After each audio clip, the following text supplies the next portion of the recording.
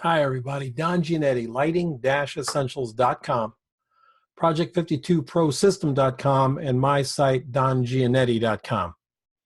One of my Project 52 members asked me, is there a checklist that you go through when you're getting ready to shoot?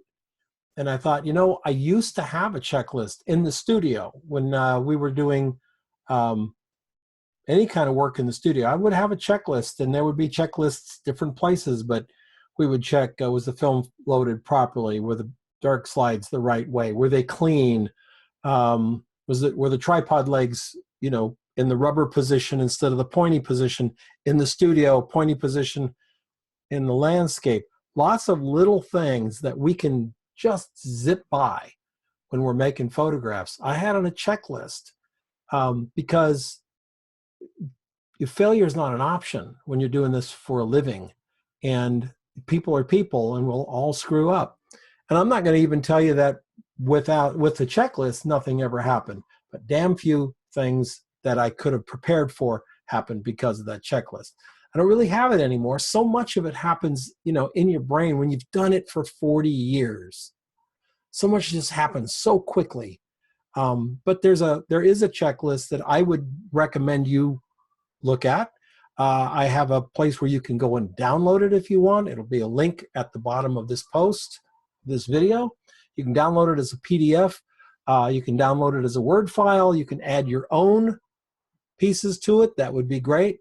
Don't care. Just want you to get your best work out there. So we're not going to spend a lot of time on them because it's quite a list. Okay.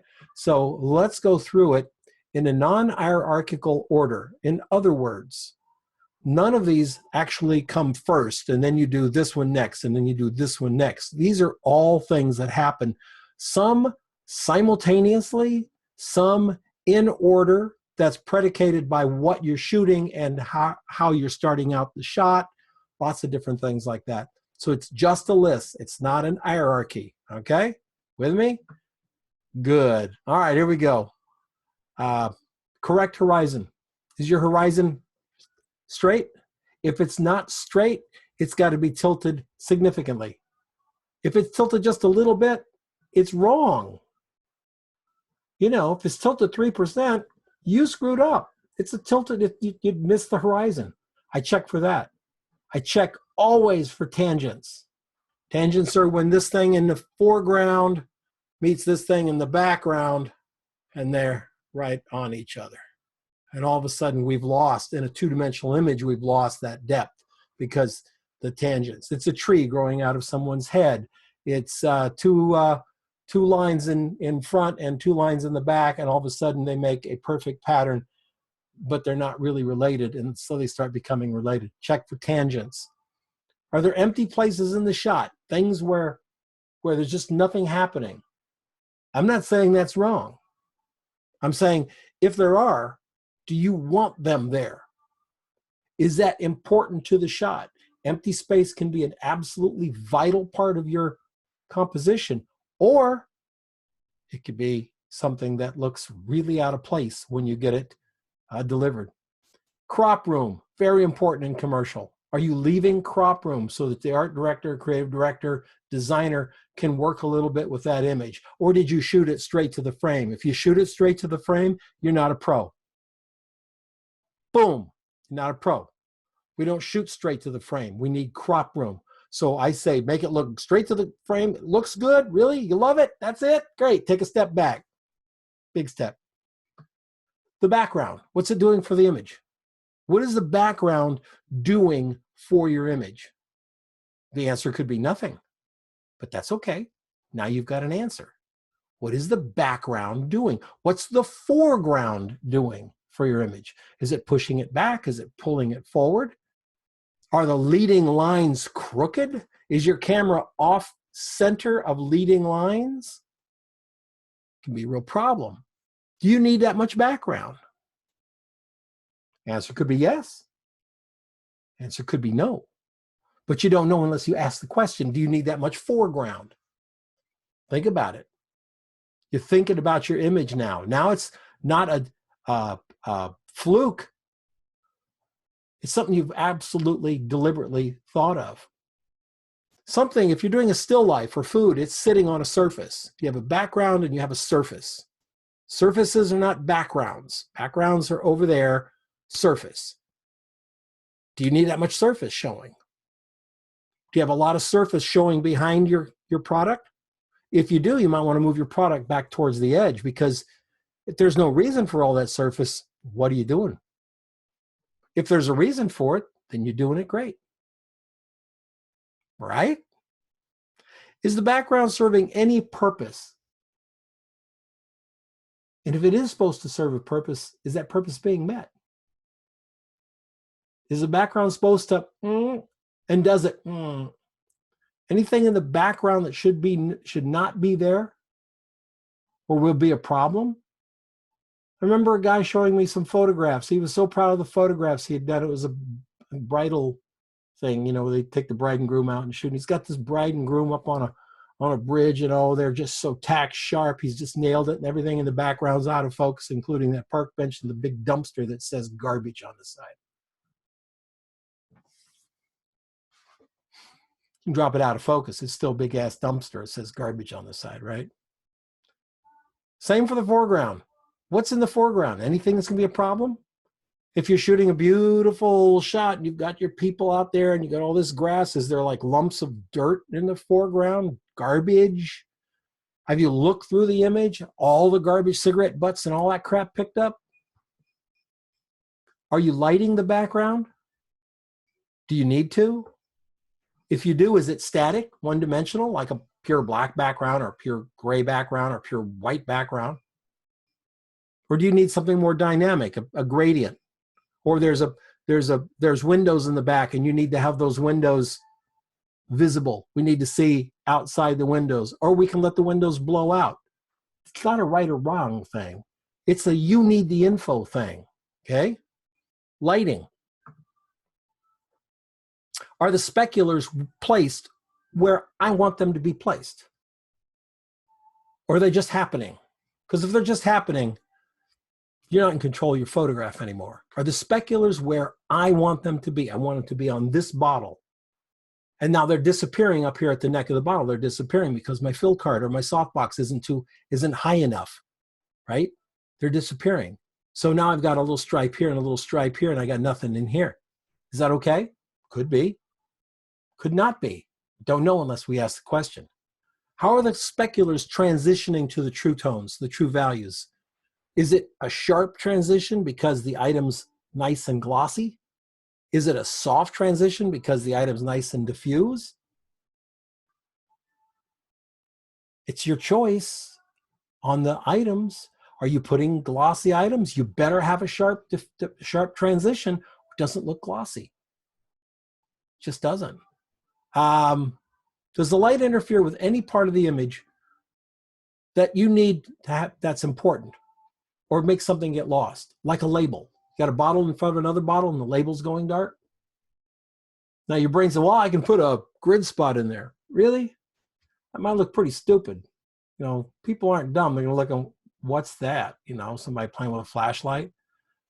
And maybe that's exactly your style. Okay. But you got to ask the question and know the answer, right? It's deliberate. Do you see the shapes you want to see of the subject in your picture? Do you see those shapes? Do you see dimension in your picture? Is there a front and a back? Is it clearly defined? Do you need it to be? Maybe you don't need it to be. Maybe lack of dimension is part of the image itself. Okay. If you don't know, you didn't ask the question, and you don't understand the dynamics of making a shot your way instead of just letting it happen. Do you see the texture? Is that texture important? Sometimes it is, sometimes it isn't. If you're doing a texture shot, you better be looking at texture. Are the shadows deep, or are they shallow? Is that important? Do the shadows have sharp transitions or soft transitions? That's going to depend on your lighting, and your lighting creates that. If you've gotten this far in your photograph and you're looking at the shadows and you think, wow, I want a harder shadow than that, you're going to have to change your softbox out to something smaller. Whichever transition is showing, is that what you want for the overall image? Is it what you want? Does the surface of the subject show itself with the lighting? I have a subject in my picture. Could be a can of ham, could be a model, could be a portrait of a senior. I don't know. I've got a subject. Does the lighting show the surface of the subject the way I want it to look? Are we driving hard shadows on every little bump that grandma has on her forehead? Are we pushing a soft light on a product that really needs a hard light? Are we pushing a hard light on a product that really needs a soft light? Like shooting a chrome coffee maker with a single tiny point light source? Composition. Is it static? Is it just nothing happening? Not moving the eye. We're not moving the emotions. We're not pulling somebody into the picture. We're not pushing them away. We're not doing anything. It's just there. You don't want to make those photographs. Does everything have its own place? See, I'm a believer that we have two kinds of shots in still life and product photography. Everything has its own place. You'll see it lots of times with like recipe shots. All the items are in their own place. If it's all in their own place and you have two of those items overlapping, you just created an anomaly, and an anomaly makes it the subject. What if it's not the subject? It's got more interest going there. Does the space between them create a hero? If you have everything in its place and the average space between all these items is about a half an inch, and then you've got a tomato down here that's an inch and a half with nothing around it, inch and a half, guess what? The tomato's your subject, even if it wasn't, because the space creates the subject. Are things overlapping? Are they overlapping this way, in front of each other? Glass of whiskey, bottle of whiskey. If they overlap, that's great. Is everything overlapping? Because the moment you move something into a place where it's not overlapping anything else, guess what? It's a subject. Boom. It's an anomaly. Can it be done? Yeah. Are you ready to tackle that? Probably not. Just understand that you've got to create some consistency with that image. Same with cropping. Did you crop one thing off on this side and then crop nothing else on this side over here? If you do, the picture's going to look like it's fallen off, like it's wrong. If you crop here, crop here, crop here. If anything's not overlapping, is there a reason for that space? Like, well, Donna, I want the tomato to be the star of it. Great, everything's overlapping, and there's that tomato sitting over here, not overlapped. Great, that's exactly what you want. Do you have leading lines? Leading lines are important. Do you have leading lines? If you don't have leading lines, ask yourself why you don't have leading lines, and don't tell me, well, it's a shot on white, so we can't have leading lines. Yeah, you can. You can do a lot with the subject itself. Do you have a serpentine interest lines?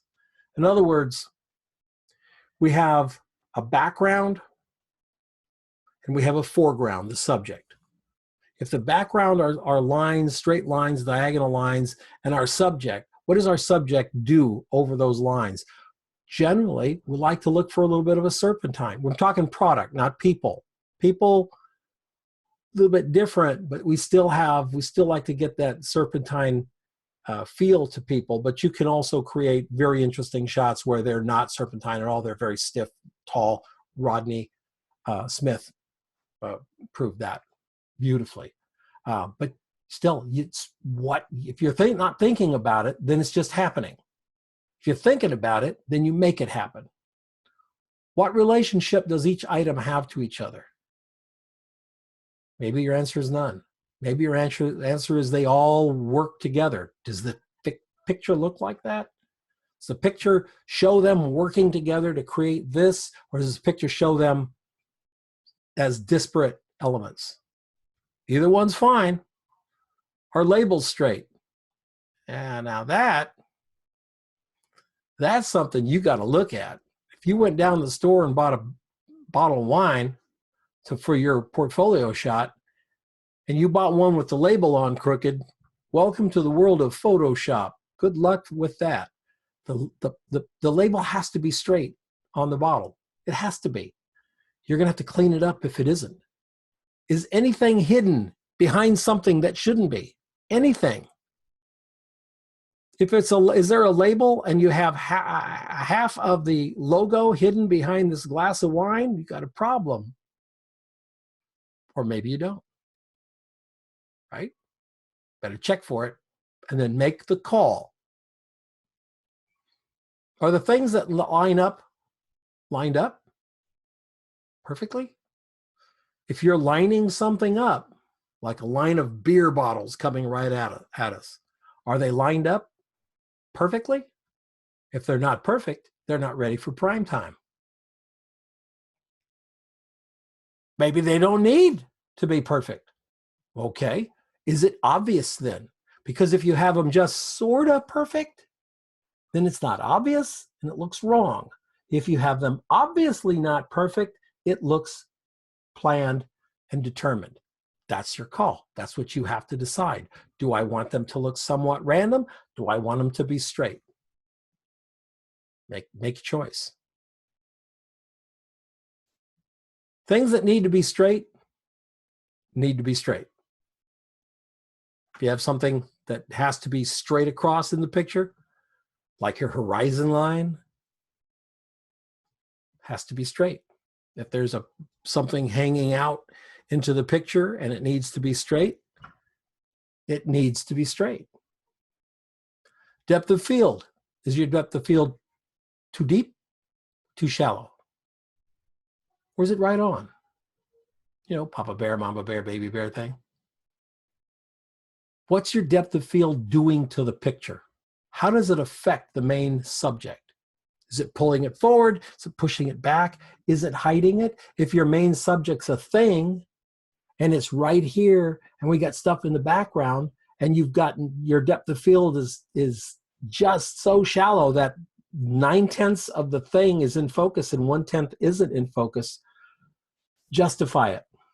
Tell me why you did that. And saying, well, I didn't know is not justify. You know, if you could justify it, great. Can you justify it? Probably not.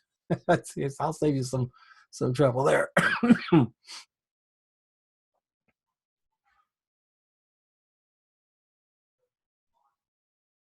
Is focus an issue? Is it? Could be. Could definitely be. If it's just random, then that's something you have to deal with. Hey Don, I didn't check I just didn't know where my focus was. Really?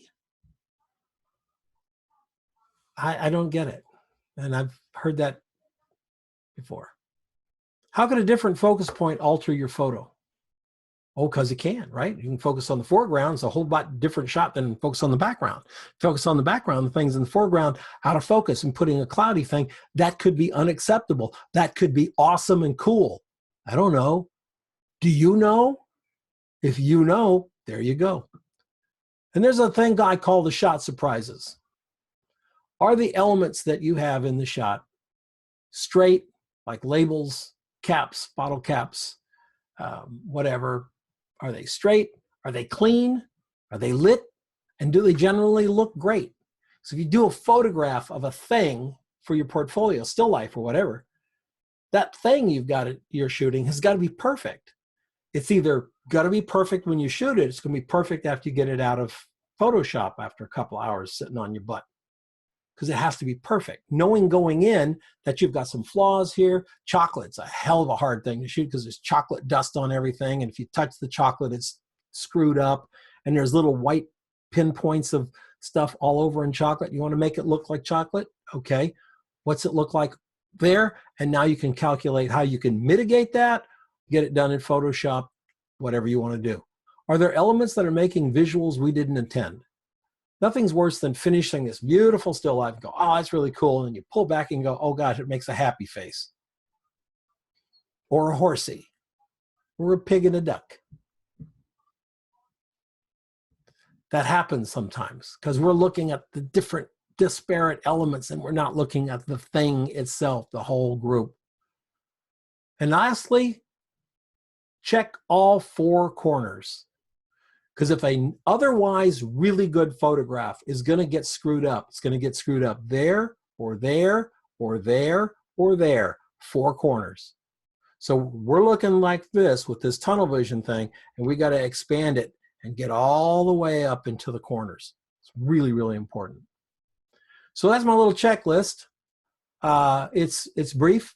There's probably 100 other things that run through your mind when you're shooting, but this should help you maybe figure out a little bit about how you should approach your shooting and how you should think about the shot.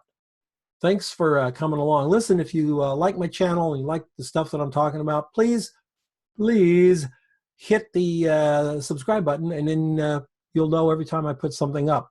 And I've been putting a lot of stuff up, and a lot more coming. So I appreciate that. Everybody have a great, great day, and I'll see you next time.